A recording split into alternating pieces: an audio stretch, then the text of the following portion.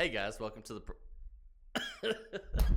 Hey guys, welcome to the Property Panel Podcast. You got myself, Jalen Hardcastle, here with co-host Josh Story, and today we're going to be going over Kentucky investments. Kentucky investments. That's not what the paper read this time.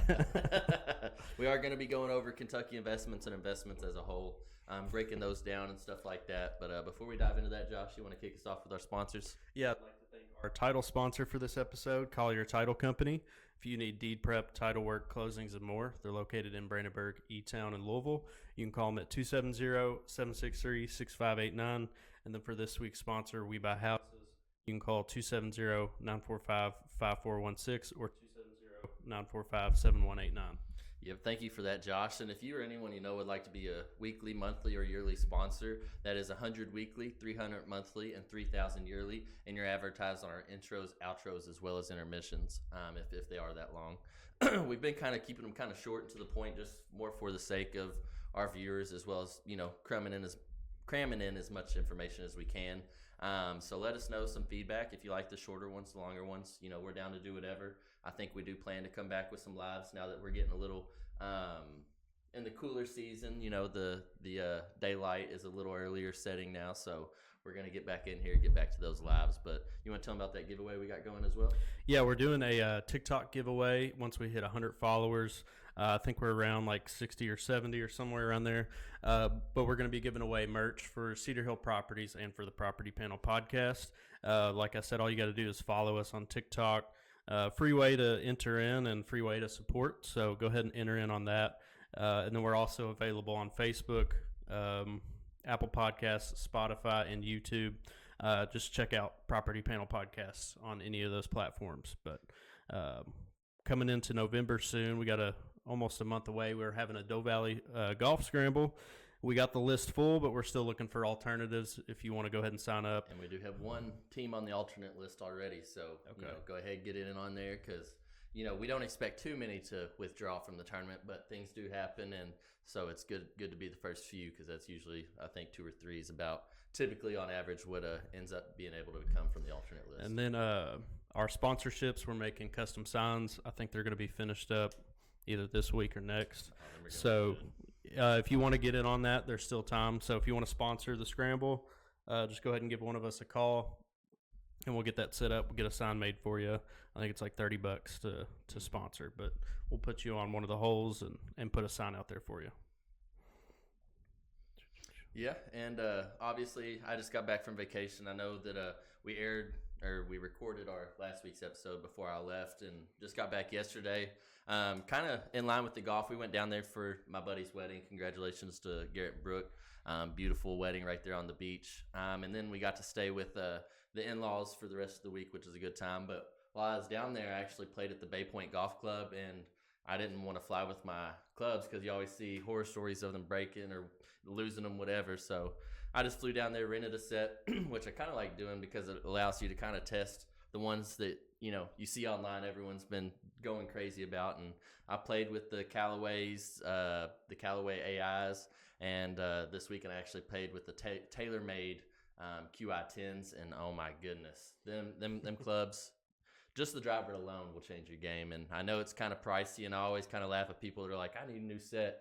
That's one set that will change your game, I swear. And I guess it's the new technology, that's coming to these clubs. I mean, I'd say so. I didn't think it made that big of a difference. You scored your best round, right? Yeah. That's hard to do too. It's hard to do with a new set of clubs. New set of clubs in the rain at a very tough course. It was a Jack Nicklaus course. There's a bunch of dog legs and stuff like that. I kept it in the fairway thanks to the, QI10 Max. I was using the 10.5 degree.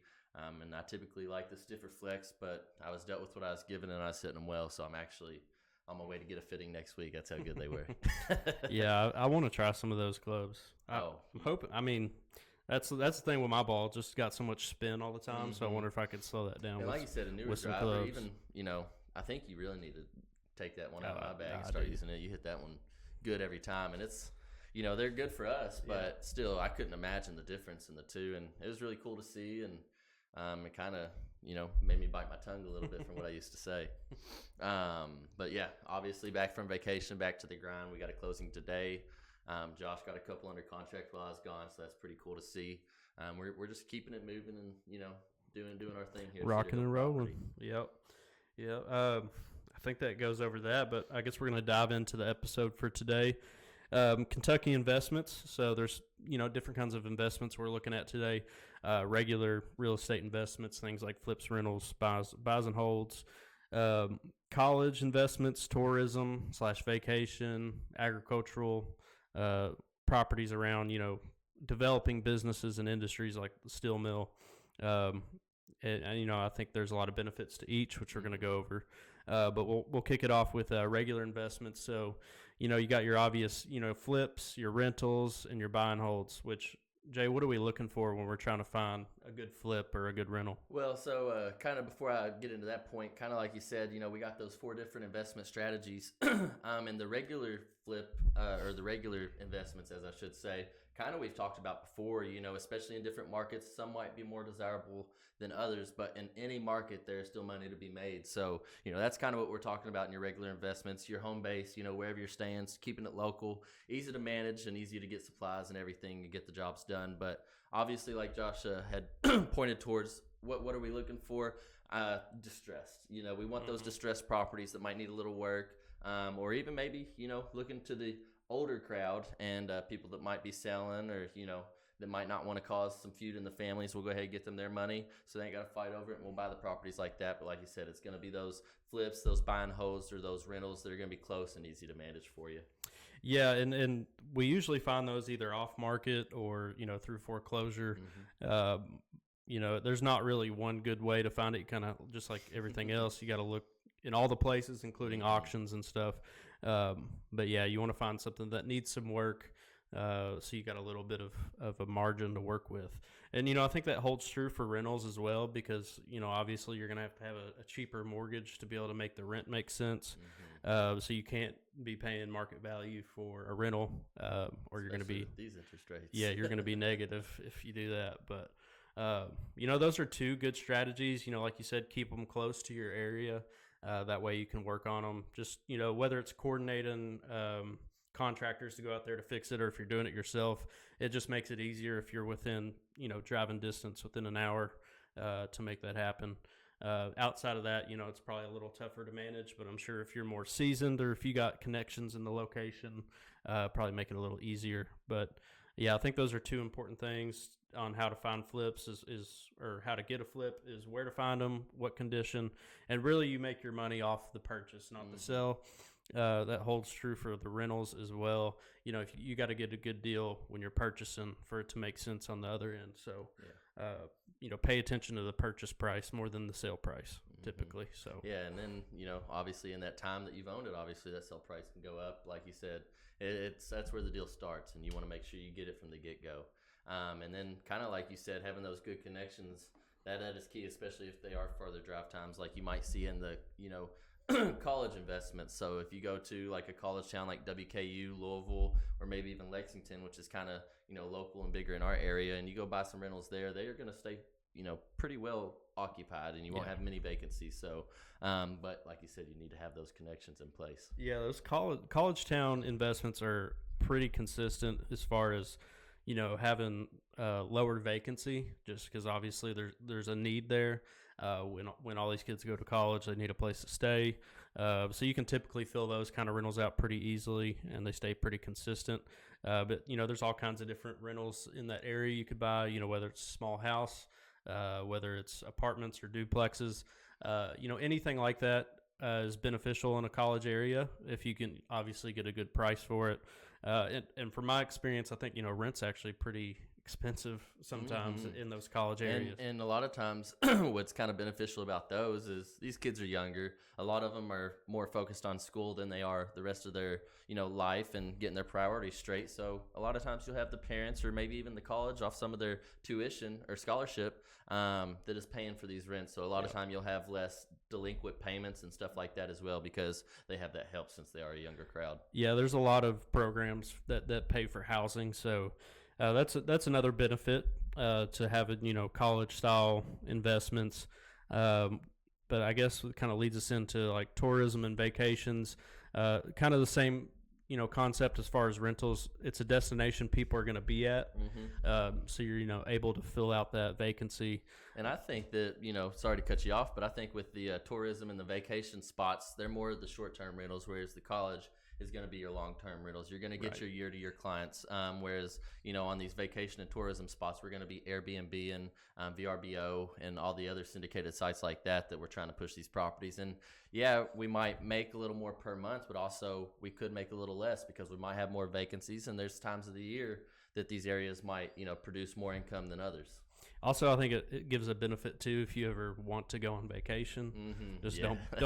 don't book out that time line, and then you can go rent it out and then Best of both vacation. worlds right Yeah, you there. get a little bit of both, and it pays for itself. So And then another place to really look for some good investments is like your agricultural areas or where you're getting these industrial movements coming in, especially in our area. We got obviously a well-established agricultural, base in our community that's, was built around. And then obviously we got the industrial side coming in with being one of the biggest in Kentucky and, probably since it was founded, with the Nucor steel mill coming in right here in our home backyard. So definitely look for those places because they're going to have an influx of people coming in for years. The first 3 or 4 years that we're still witnessing, we got people coming in just for maintenance and just to run the basics, and they haven't even started hiring the most of their workers, and now we're starting to feed through and get more of those full-time employees. But even companies like the agricultural companies or the industrial companies, they're going to have people coming in and out of town, so that might even work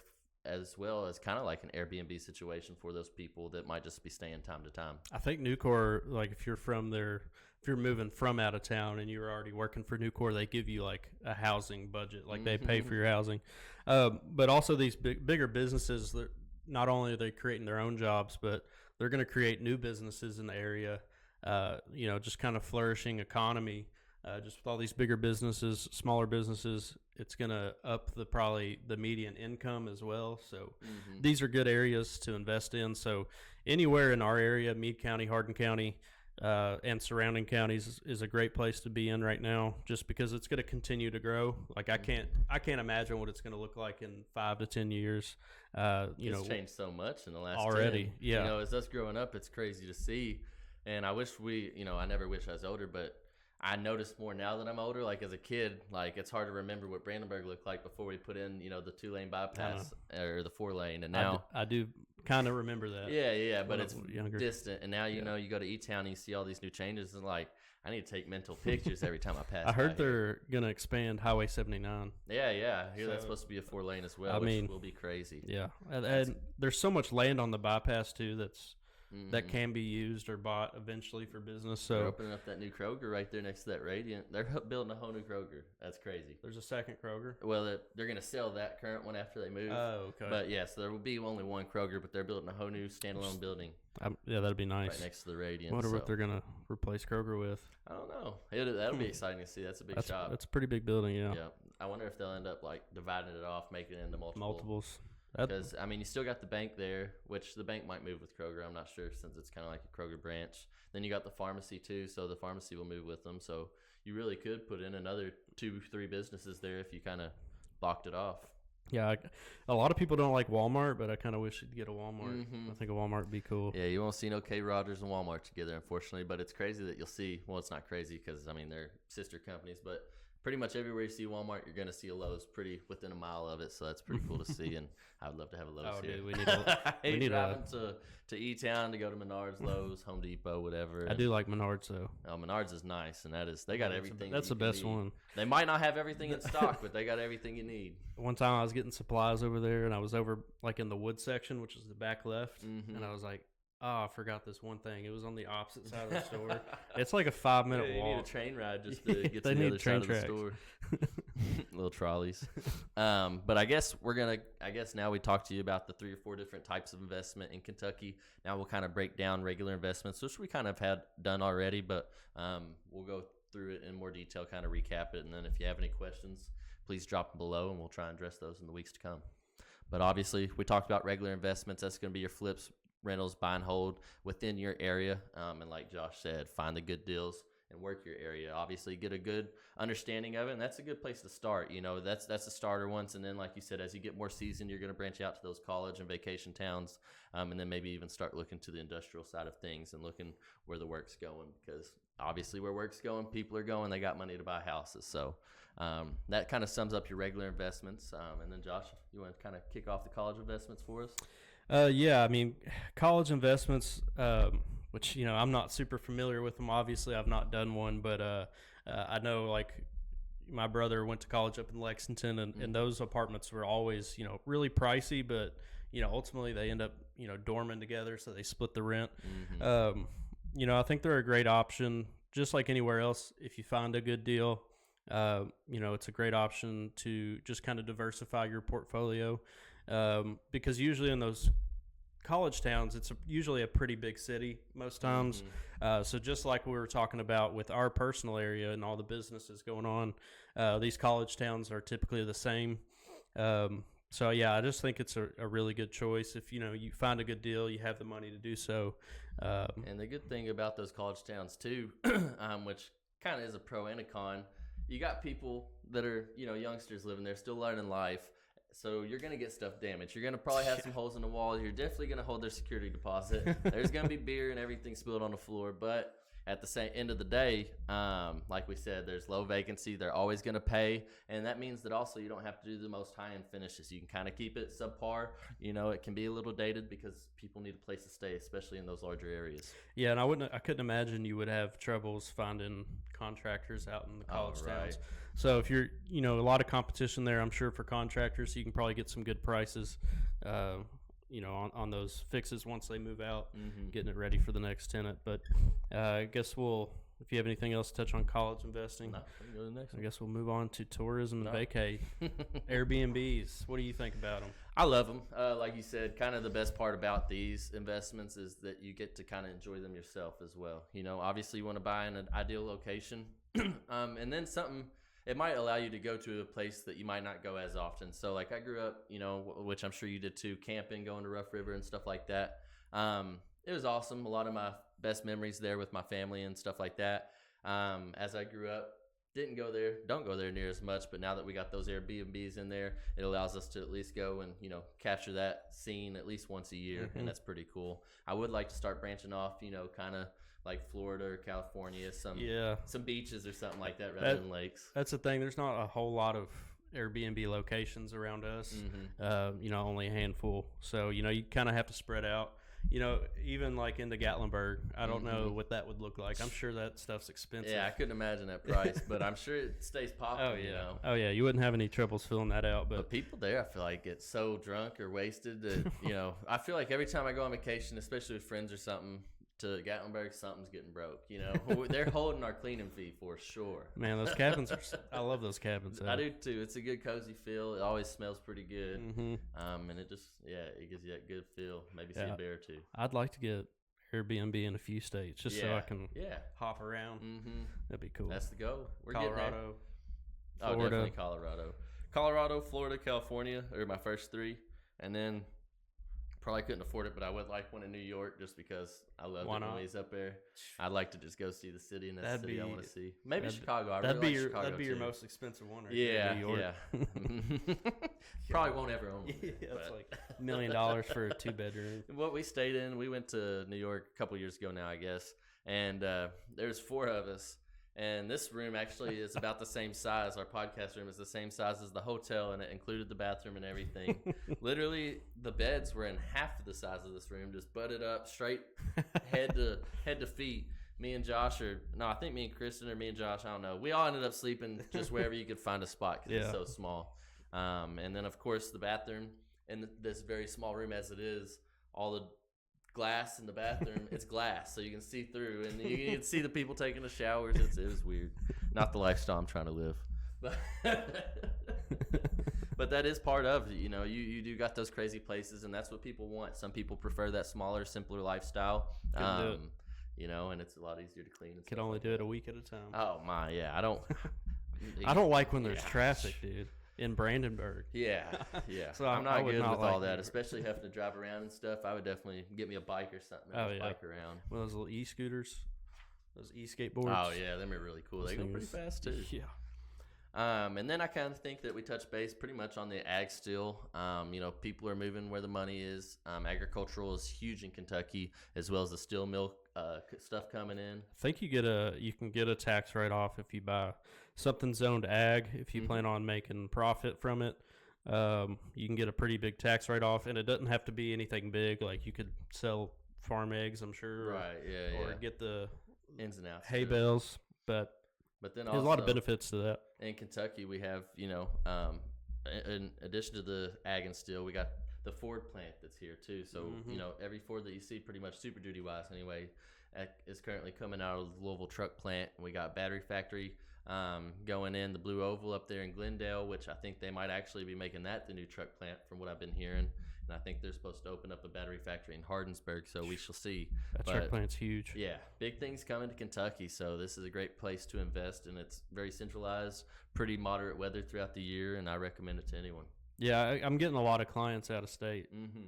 So I know we had that already, but it seems like there's a second wave of people moving into Kentucky from just out of state places. A little safer too. I always hear people talk about how safe it is. Like people move from Louisville to Brandenburg to be safe, but people also move from outside of Kentucky to Kentucky to be safe. Yeah.